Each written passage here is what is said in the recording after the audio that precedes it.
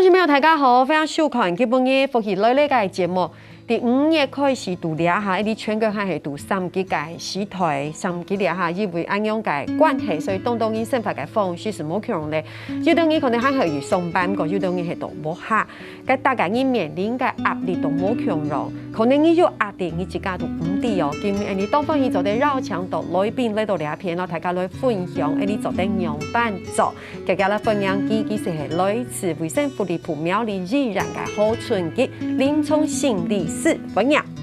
大家好，我係苗栗醫院的臨床心理師，我叫何春吉。歡迎分享哦，真的是距離上次再見到心理師已經很久以前了，對不對？大概半年前。基本你留樣給時間心理師就說放輕鬆，放輕鬆，因為基本你同大家來分享，就會壓力這件事情。你看哦，剛剛心理師有說，上次來是半年前，可是你看半年前，現在半年後，其實整個台灣的變化很大。疫情的對，因為疫情的關係，疫情的變化很大，其實也讓我們現在全國還是處於像3級的時間，所以每一個人其實在生活方式都一定有受到影響跟改變。對，那這個要講起來，可能我們要錄好多集，對不對？如果今日來到兩邊，讓鄉親朋友來分享，我們就直接切入核心，來跟大家聊一聊。我們要放輕鬆一下下，這樣子，對不對？所以我們先講一下，我們最常每天都會聽到隔離這件事情，不管你是哪一種隔離，事實上隔離其實現在已經造成很多我們所謂的，比如說壓力症候群。是因為一個人在一個隔離環境當中，他會有很多事情沒辦法做。那其實各位都知道，如果你在軍中犯錯會被關獨居房，在監獄犯錯你會被關獨居房。那這種獨居沒有人際接觸的感覺，其實是非常恐怖的事情。那可是疫情期間呢，因為你被確診，或者說因為你需要去住在隔離的這個病房裡面，那這個病房並不像家裡，你可以吃吃喝喝到處跑，想做什麼就做什麼。所以在這個環境當中呢，人就會有壓力了。那通常我們都是工作要求我們壓力很大，對，受不了。對，現在是你什麼事情都不能做，就變成是內在的壓力呢，很想往外面爆發出來那種感覺。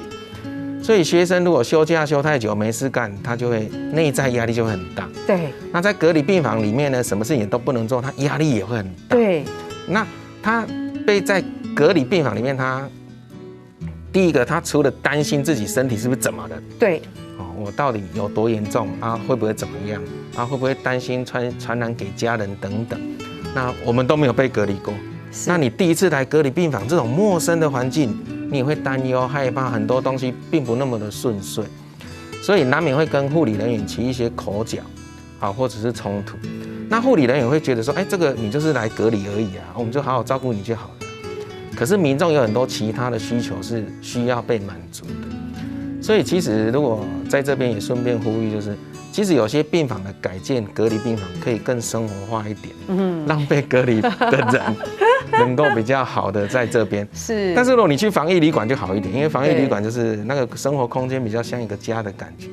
那在家隔離更好，因為那個是你非常熟悉的地方。對，所以因着我們很多被確診之後需要被隔離的這個環境裡面，大家可能要先想一下，這都是我們初次要去面對的，難免會有很多擔憂、害怕、緊張很多問號在那邊。對，這個都是很正常。對，我覺得就像心理師講得很好，因為大家都不一定有這樣的經驗，甚至很多第一次，因為那是一個內在的恐慌。剛剛講到隔離的環境都不一樣，我有一個朋友，他那時候去新加坡，就先做了14天的隔離，不是最近，就是過去的幾個月。他在那個隔離的那個房間裡面非常的小，行李箱打開之後，可能人就過不去。重點是沒有對外窗。換句話說，冇法度看到該內部嘅風景，而且它是真的非常嚴格的隔離，因為新加坡有段時間疫情也非常的嚴重，所以他那個14天，他真的是咬牙撐過，每天打開電腦，然後可能能工作就工作，能夠做一些別的事情。你想想看，你完全什麼地方都不能去，當然身體是沒有問題，可是你連對外窗都沒有的時候，是多麼的令人恐懼。更何況你可能係身體有問題，必須被隔離。我覺得要讓台幹會講，就是說這件事情我們等一下會談到，就隔離其實你是保護自己，也是为了要保护别人，是，对不对？是所以我们就讲到说，那怎么办呢？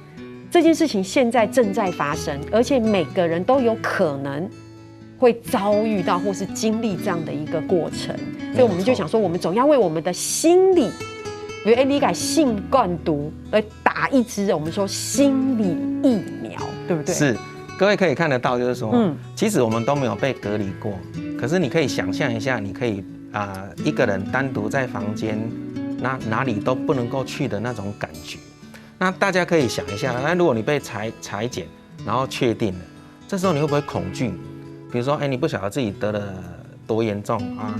尤其像快筛阳性，那 PCR 会不会阳性？那 PCR 阳性，我到底有 CT 值有多高？那很多民众不晓得什么叫 CT 值。CT 值就是你这个病毒复制的速度，越小表示你病毒量很大，就会复制到一定的量，所以你会不晓得自己状况怎么样，所以你会害怕。那有的人会自责啊，怪自己，就是说应该我都是因为去菜市场买东西啦，我又不知道，我不知道就对，然后会责怪自己，好像什么东西没有做好。那有的人会觉得陷入那种无助的感觉，说我已经很认真了啊，对，我已经很小心了啦，对，回来鞋子还脱掉，对，也换了一套，甚至在医院洗完澡才回家。我怎么知道说这样子也会不小心？所以他不仅会自责，而且已经做那么多了，居然没有达到防疫的效果，所以难免就会陷入一种无助的感觉。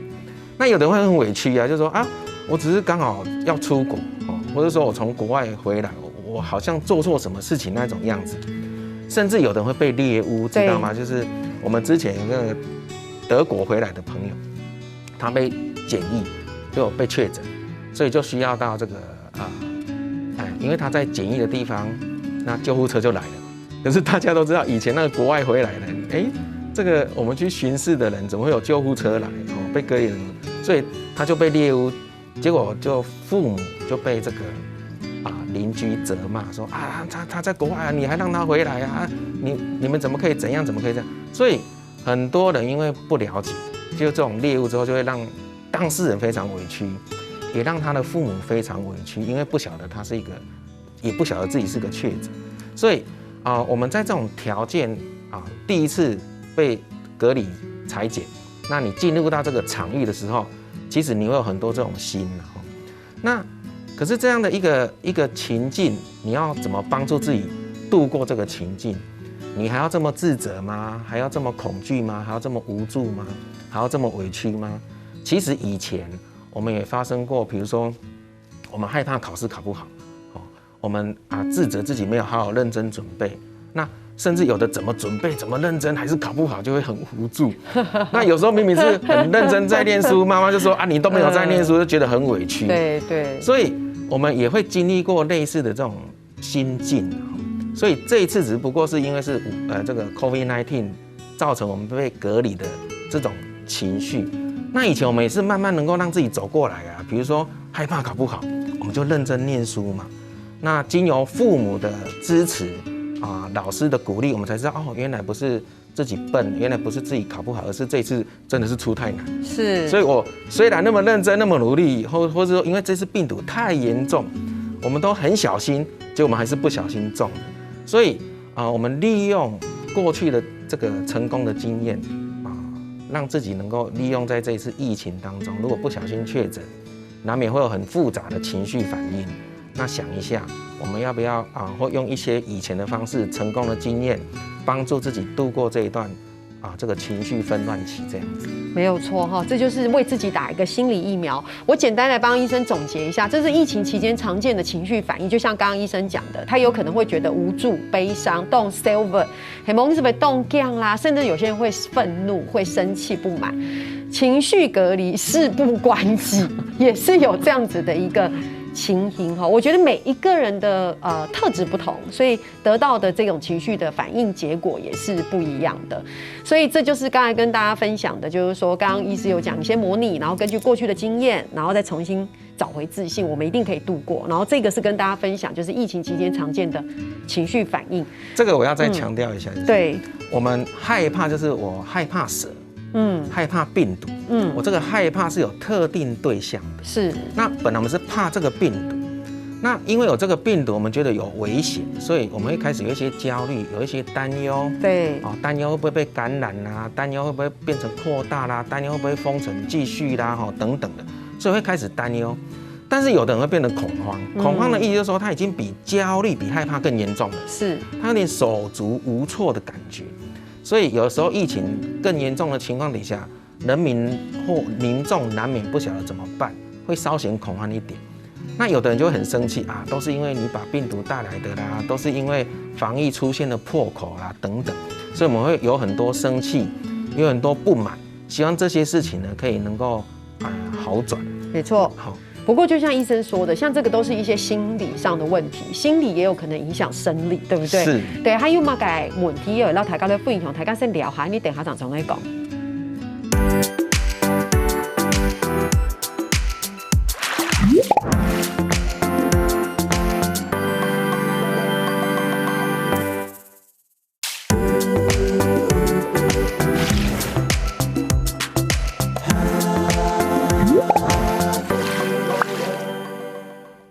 到晚就咧绕墙道卫生福利部苗栗依然嘅好春基临床心理师嚟到聊天，然后大家的分享。呢度上堂节目有讲到，其实疫情时代说实在，每个人的压力都很大。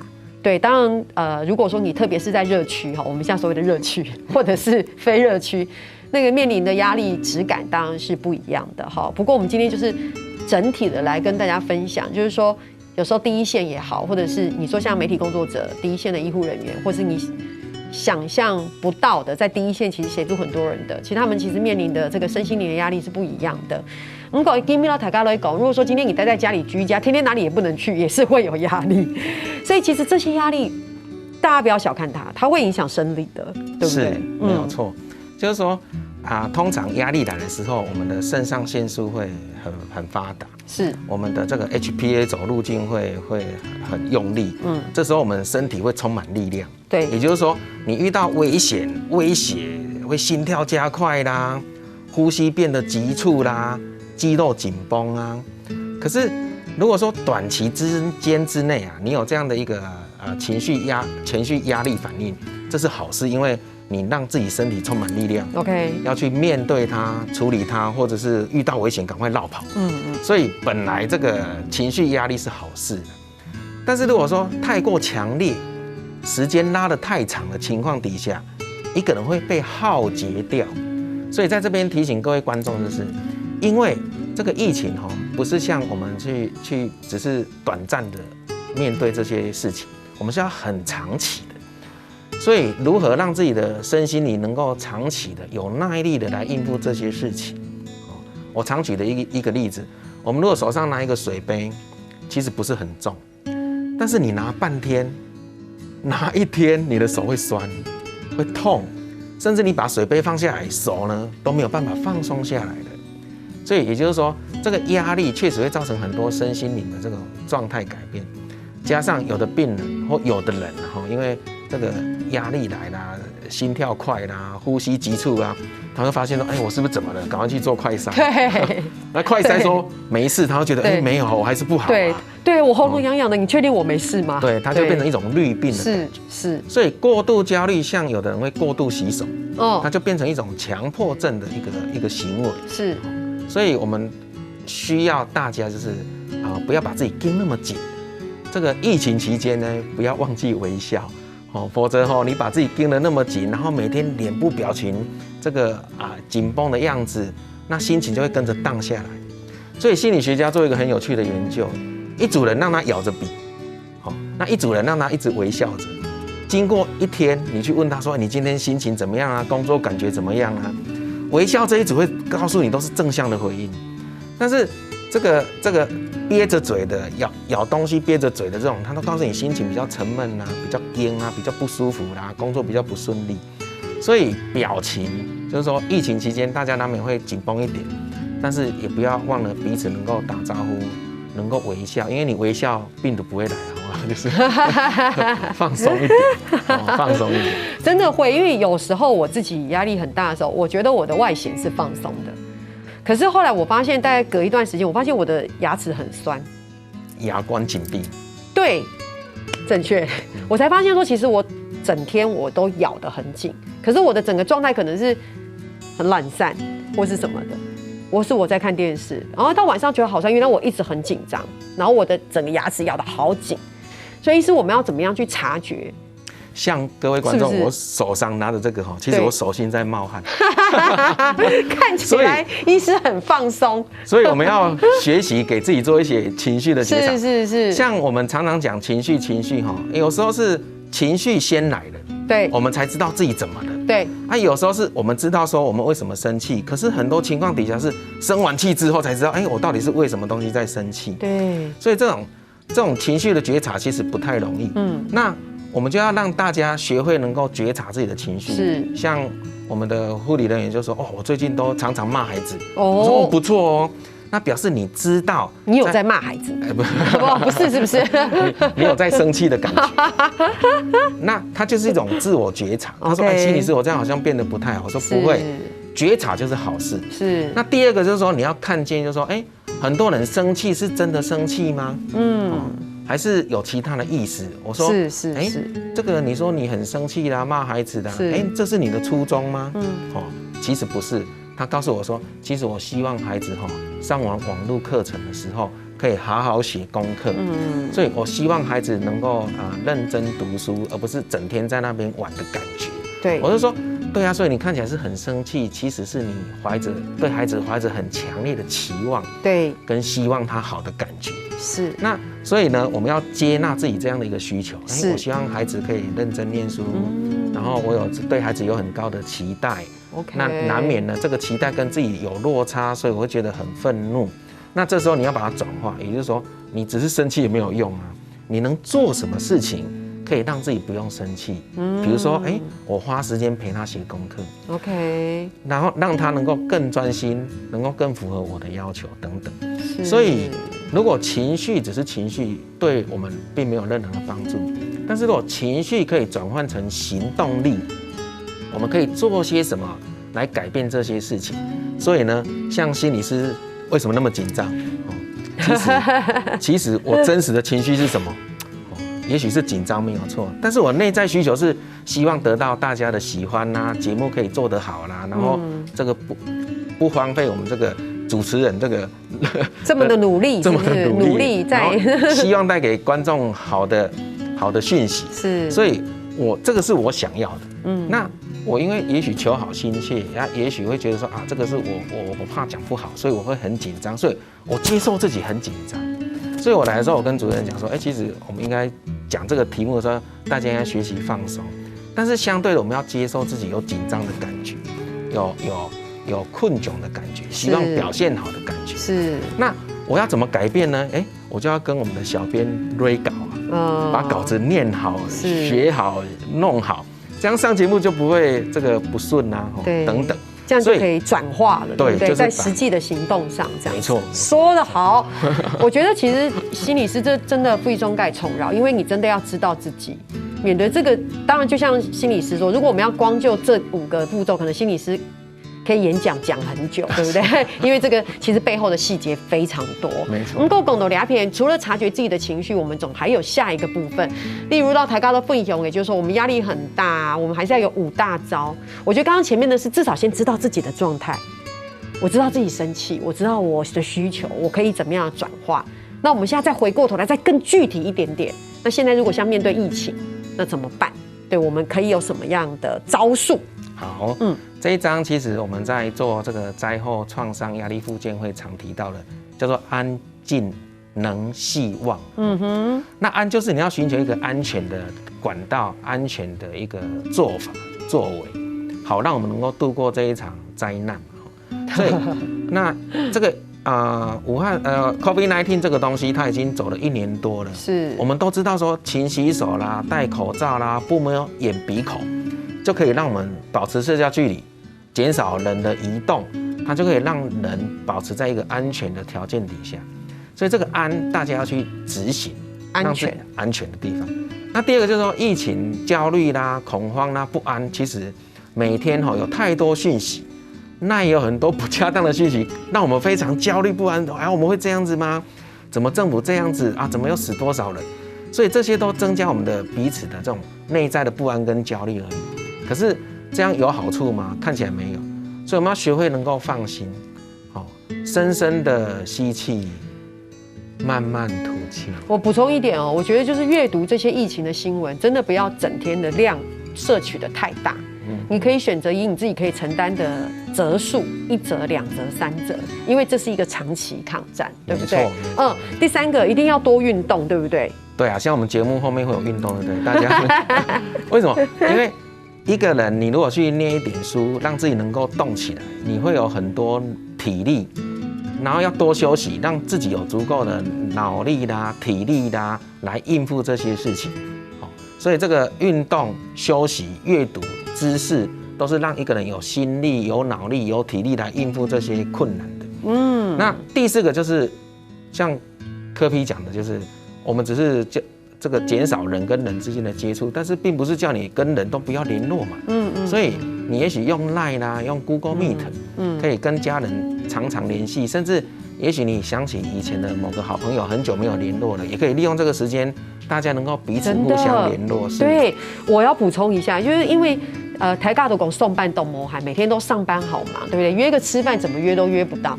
可现在居家工作，我不是说居家工作不忙，因为那个工作量能的方式不一样。是。对，可能你就像很多电视台那种大型的棚内录影是不能进行的，所以你可能会有很多比较沉淀的时间是做前置的其他工作。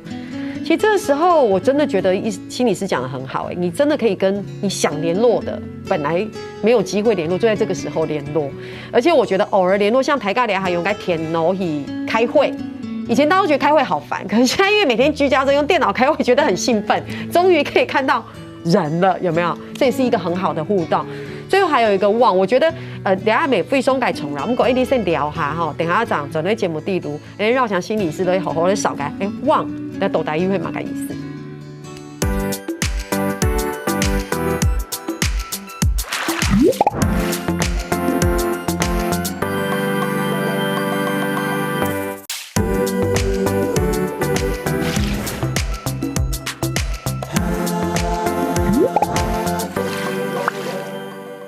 今朝請到好處嘅臨床心理師嚟到兩位，然後大家來分享吼，該喺啲講到有冇安靜能希望？我們還是要有希望。是，因為疫情總會過去嘛。是。災難總會過去。其實人類就是一連串災難的經歷的，從以前921、88風災、太魯閣號，到現在疫情爆發，我們如果因為這些疫情，或者說一些災難的發生而減少人跟人的距離，就對生命懷抱沒有希望，就太可惜了。其實我們是一起走過來，一起奮鬥過來，大家手牽手互相幫忙。雖然中間有一些大家立場不同，有一些爭論，但是其實都是好事，因為我們都希望它能夠改善，是能夠變好。是，所以讓我們彼此懷着希望一起走過。我覺得心理師說得非常好，希望你所有嘅鄉親朋友看電視是會聽心理師講的。我覺得不要有仇恨，我覺得可以立場不同，可以期待不同，可是我覺得不要有仇恨，因為現在我們正面臨了非常艱難的事情，這個時候我們更要互相幫忙，對不對？幸福的挺修，我們才能夠保持希望。有一天，他一定還是會回到一個很美好的狀態，對不對？不然我們現在怎麼辦？同意每天都怎麼辦？很焦慮、很無助，然後覺得那這個其實是沒有意義的，對不對？沒錯。所以講到兩篇，其實我ADU講到我們有時候訊息會非常多，所以我們剛剛在前面講，就是說有時候這個訊息你一天，有時候1則、2則、3則就可以了，對不對？然後察覺自己的狀態，所以兩份鬆開重擾，對不對？醫師今天要幫我們分享這個3步驟，這很重要啊，對不對？就是說，我們對一些傳的訊息哈，你要存着懷疑的心，對，不要一直就是相信人家傳給我們的梗圖啦，或者是截的東西，然後要去查一下這是不是有問題的。那也不要亂傳，因為下面有一些，如果你因為這個東西哈，你亂傳，它變成是一種造謠。假訊息會被罰300萬，甚至會判3年以下有期徒刑。那我知道大家很希望趕快傳遞一些訊息給大家知道，可是有時候你傳錯了，反而造成大家無謂的恐懼跟恐慌，所以務必要查證，像165反诈骗，或者说上我们的疾管家网站，或像一些官方资讯，以他们的参考为主。没有错哈，但讲安庸英哦，可是我要讲到一个好有趣的事情，就是说，其实大家有没有发现，因为整个疫情时代，现在大家都分流上班或者是居家，我发现待在家里的时间长了，对不对？我们节目一开始讲都很隔离，那现在就是好，就算你不是隔离，跟家人相处，也是每天你看我，我看你，然后跟家人相处的时间变得好长哦，对不对？然后像我们大眼瞪小眼。跟家人相处太久也会有冲突对不对？因为以前我们孩子送学校是送安亲班、送课辅班，所以接触的时间比较少。对，那现在接触的时间多了，我们就是很容易想要给对方这种很多其他的要求。是，所以那居家时间多了，很多人就会闲赋在家，就睡得很晚或者说想吃饭就吃饭啦，想睡觉就睡觉啦，这种比较紊乱的感觉，紊乱的感觉。所以第一个这种相处时间，大家还是要有一个固定的生活作息。是，比如说一起吃早餐一起做些什么事情。那第二个就是要分担家务了。就是说因为家是大家的，那如果都是妈妈在做，都是爸爸在做，或是都是儿子在做都不对嘛。大家能够分担，大家都做一点，就像疫情期间大家都努力一点，这疫情就会很快消散。那如果说都只是谁来做，他就会压力很大。那有时候他又要工作，又要做家事，那大家没有分担，也会造成很多家人心态的不平衡。所以我们鼓励大家能够扛起家务的一些简单的责任，因为大家分一点，就没有什么事情可以做了嘛，就很快就让家里有舒适的感觉。那第三个就是希望能够降低攻击性，所谓的攻击性就是去骂他你怎么那么笨啊？你怎么连这个都做不好啦？你整天只会玩啊？这个都会让人家觉得说，我是你家人你怎么这样讲我所以我们就会觉得很受伤，甚至会想去控制对方。因为朋友跟朋友之间比较少冲突，是因为我们尊重他，他要这样子，我们不会去为难他。可是家人如果不照我们的意思好像我们就会多不舒服一样。其实你会发现你没看到他没有照你的意思做，其实也还好。但是你看到了他没有照你意思做，你就会一直很想为难他。对。所以我们鼓励大家就是家人相处要求对方的时候呢，要对方愿意做，也甘愿做，这种要求才有用。是。如果你的要求是对方没有能力做，你再怎么要求他做不到，没有用。是。那另外一个他不甘愿，你再怎么要求也没有用。像我们做很多婚姻諮商，是要求老公要早一点回来，他就不甘愿他不是做不到，他不甘愿，他根本不愿意做。对。所以家人为什么会常常冲突，其实都是彼此做出这种不当的要求，来为难别人。那你为难别人，别人做不到，你又不开心。所以家人冲突自然而然就会变多。是。那如果真的要冲突的，其实有时候要离开那个现场，终止对话。可是我看过有人就扒着门不让他走，是诱发那种像类似这种家暴。不准走，老外讲清楚。对。不讲清楚不能离开。可是很多东西没办法讲清楚。那时候情绪很满，对不对？情绪太满。所以偶尔让彼此稍微分开一下。冷静一下，试想一下，我们以前家庭吵过多少架？那时候多少是没有讲清楚，即使讲清楚了，到现在又怎么样呢？是。所以放自己过，也放家人过。对。不过这边有特别一个问题，我觉得是针对疫情的时代，特别热门的，因为像刚才心理师讲的动斗，其实也不一定是疫情时候，就平常的夫妻相处、家人相处感问题。我疫情时代下就是这样，就是有不同的情况，至少有2种，一种就是我每天一直赖你，一直给你讯息、打电话、讲话什么，一直给你很多的讯息，然后搞得你很焦虑。对，就是其实是我很焦虑，我一直给你讯息，我告诉你这超严重，这超严重，这超严重，我告诉你要注意这个，注意这个，这一种。另外一种就是你跟他讲说，你要这样也还好啦，你不要那么紧张，对不对？你看像这，不要小看这样后来冲突就起来了。为什么你都讲不听？会这样子，对，怎么办？所以一个过度紧张、过度要求，然后一个不以为意，所以他们2方就没有接收到彼此认为重要的讯息。所以紧张的一方呢，要适当的释放讯息给对方就好了。你能够释放的是关心，然后回来要洗个手，结果他没有洗手，你这边念半天，念到后来2个吵架，念到他离家出走，其实就是得不偿失。所以适当的释放出你的关心，而不是你的担心。我再讲一次，因为你其实是关心他，你才会一直讲他嘛。可是，一直讲他，你会让他很不想去面对嘛，会很烦嘛。所以适度的表达关心，这个是家人要去做的。那被关心的一方呢，也不要认为说哦，你好像都做不到，好像就觉得啊这个很烦啊，这个很困难。其实很多事情我们是很简单就做到的。有时候满足家人很重要。你回来，妈妈说啊，你去洗个手啊。好，妈妈我洗个手，这个不难嘛，对不对？就是你满足一下妈妈不会怎样。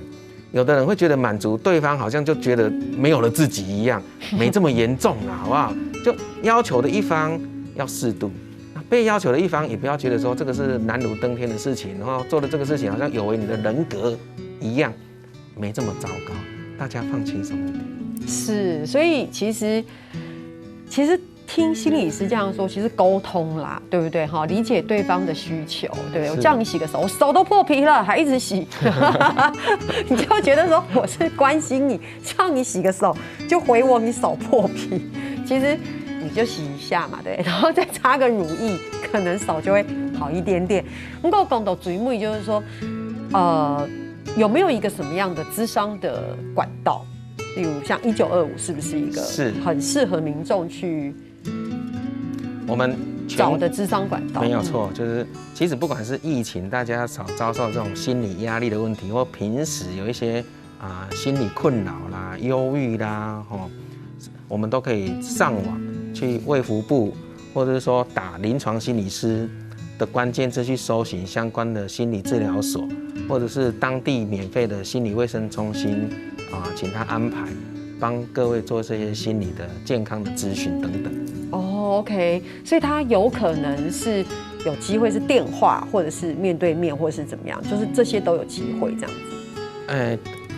如果你是要电话諮商或网络諮商，他要申请有通过的才可以。是哈，所以基本上绕墙岛一定一直卫生福利部苗栗立长来做好寸给临床心理师都有聊天，就是让大家讲啊，就是说其实疫情时代，我们还是要一起共同有希望的去面对，然后一定会有很多的压力，但是你要知道自己有压力，然后再去释放压力，再做调整。所以基本上非常感谢，希望有机会再邀请到这个心理师来到这边，让大家的分享疫后时代我们可以怎么做这样子哦，感谢，谢谢。施巧安心理师讲润通动从饶哦，天天下咧绕墙大家都走润通的哦。